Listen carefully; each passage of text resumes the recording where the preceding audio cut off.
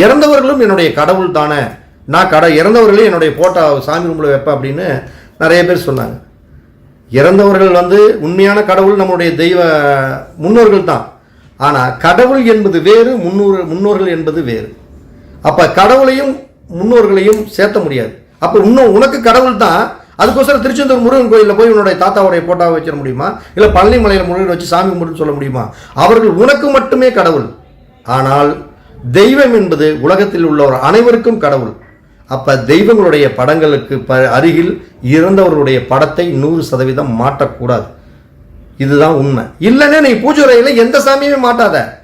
எனக்கு தெய்வம் கடவுள் தான் அப்படின்னு சாமி ரூமில் உங்கள் தாத்தாவோட போட்டா, அப்பாவோட போட்டா, அம்மாவோட போட்டா வச்சுக்கிட்டு உங்களை கையெடுத்து நான் கும்பிடுறேன், வணங்குறேன். ஆனால் தெய்வத்தோடைய படத்தையும் கடவுளுடைய படத்தையும் இணைக்காதீர்கள். அது உங்களுடைய குடும்ப வளர்ச்சிக்கும் உங்களுடைய பொருளாதாரத்திற்கும் நிச்சயம் நலிவை தரும். என்னுடைய நலிவை தரும் அனுபவத்தில் நான் கண்டுபிடிச்ச விஷயம்.